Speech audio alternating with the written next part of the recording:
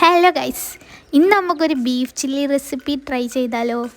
നല്ല വലിയ കഷ്ണങ്ങളാക്കിയിട്ടുള്ള ബീഫ് ഉപ്പും മഞ്ഞൾപ്പൊടിയും കുരുമുളക് പൊടിയും മുളക് പൊടിയും ഇട്ടിട്ടൊന്ന് വേവിച്ചെടുക്കുക. ഒന്നല്ല 6 വിസിലടിച്ചിട്ട് വേവിച്ചെടുക്കുക. അതിനുശേഷം ഇതേമാതിരി നല്ല ചെറുതാക്കിയിട്ട് നല്ല നീളത്തിൽ ബീഫൊക്കെ അരിഞ്ഞെടുക്കുക കേട്ടോ. ഇനി നമുക്ക് ഇതിലേക്കുള്ള മസാല റെഡിയാക്കാം. അതിന് വേണ്ടിയിട്ട് കുറച്ച് ജിഞ്ചർ ഗാർലിക് പേസ്റ്റും പിന്നെ കുറച്ച് ചില്ലി ഫ്ലേക്സും കുറച്ച് ഗരം മസാലയും പിന്നെ കുറച്ച് വലിയ ജീരകത്തിൻ്റെ പൊടി ഇട്ട് കൊടുക്കട്ടോ. പിന്നെ ഈ കുറച്ച് എന്ന് പറയുന്നത് നിങ്ങളെ ബീഫിനനുസരിച്ചുള്ള അളവെടുത്താൽ മതി. പിന്നെ മുളക് പൊടി ഇട്ട് കൊടുക്കുക. പിന്നെ നമ്മളെ ബീഫിൻ്റെ സ്റ്റോക്ക് ഒഴിച്ച് കൊടുക്കുക. ഇപ്പം ഞാൻ ഒഴിച്ചുകൊണ്ട് നിൽക്കുന്ന സംഭവമാണ് വിനാഗിരി. അതൊക്കെ വേണമെങ്കിൽ ഇട്ടാൽ മതി.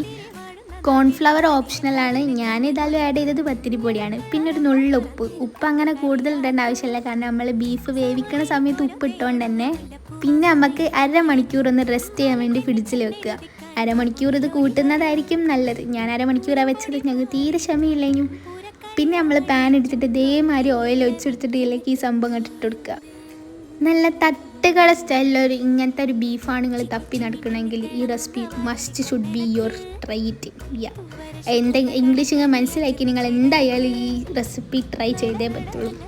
റസ്മി ഗൈസ്, നല്ല അടിപൊളി കിടു സാധനം, അത്രയൊക്കെ പറയാനുള്ളൂ. നല്ല ചപ്പാത്തിൻ്റെ കൂടെയും പൊറാട്ടൻ്റെ കൂടെയൊക്കെ അടിക്കണ മക്കളെ സീനാണ്. അപ്പം ഇതെന്തായാലും ട്രൈ ചെയ്ത് നോക്കുക. ആൻഡ് ഫീഡ്ബാക്ക് അറിയിക്കാൻ മറക്കരുത്. അപ്പം എന്നെ ഫോളോ ചെയ്യാനും സബ്സ്ക്രൈബ് ചെയ്യാനൊന്നും മറക്കരുത്. അപ്പോൾ ഓക്കെ, ബൈ. ഹലോ ഗൈസ്, ഇന്ന് നമുക്കൊരു ബീഫ് ചില്ലി റെസിപ്പി ട്രൈ ചെയ്താലോ. നല്ല വലിയ കഷ്ണങ്ങളാക്കിയിട്ടുള്ള ബീഫ് ഉപ്പും മഞ്ഞൾപ്പൊടിയും കുരുമുളക് പൊടിയും മുളക് പൊടിയും ഇട്ടിട്ടൊന്ന് വേവിച്ചെടുക്കുക. ഒന്നല്ല 6 വിസിലടിച്ചിട്ട് വേവിച്ചെടുക്കുക. അതിനുശേഷം ഇതേമാതിരി നല്ല ചെറുതാക്കിയിട്ട് നല്ല നീളത്തിൽ ബീഫൊക്കെ അരിഞ്ഞെടുക്കുക കേട്ടോ.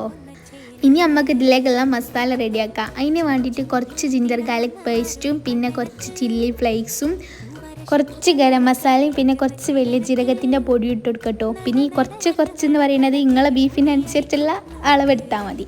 പിന്നെ മുളക് പൊടി ഇട്ട് കൊടുക്കുക. പിന്നെ നമ്മളെ ബീഫിൻ്റെ സ്റ്റോക്ക് ഒഴിച്ച് കൊടുക്കുക. ഇപ്പം ഞാൻ ഒഴിച്ചുകൊണ്ട് നിൽക്കുന്ന സംഭവമാണ് വിനാഗിരി. അതൊക്കെ വേണമെങ്കിൽ ഇട്ടാൽ മതി. കോൺഫ്ലവർ ഓപ്ഷണലാണ്. ഞാൻ ഏതായാലും ആഡ് ചെയ്തത് പത്തിരിപ്പൊടിയാണ്. പിന്നെ ഒരു ഉപ്പ് അങ്ങനെ കൂടുതൽ ഇടേണ്ട ആവശ്യമില്ല, കാരണം നമ്മൾ ബീഫ് വേവിക്കുന്ന സമയത്ത് ഉപ്പ് ഇട്ടുകൊണ്ട് തന്നെ. പിന്നെ നമുക്ക് അരമണിക്കൂർ ഒന്ന് റെസ്റ്റ് ചെയ്യാൻ വേണ്ടി ഫ്രിഡ്ജിൽ വെക്കുക. അരമണിക്കൂർ ഇത് കൂട്ടുന്നതായിരിക്കും നല്ലത്. ഞാൻ അരമണിക്കൂറാണ് വെച്ചത്, ഞങ്ങൾക്ക് തീരെ ക്ഷമയില്ലെങ്കിലും. പിന്നെ നമ്മൾ പാൻ എടുത്തിട്ട് ഇതേമാതിരി ഓയിൽ ഒഴിച്ചെടുത്തിട്ട് ഇതിലേക്ക് ഈ സംഭവം ഇട്ട് കൊടുക്കുക. നല്ല തട്ടുകള സ്റ്റൈലിലൊരു ഇങ്ങനത്തെ ഒരു ബീഫാണ് നിങ്ങൾ തപ്പി നടക്കണമെങ്കിൽ ഈ recipe must should be your try it.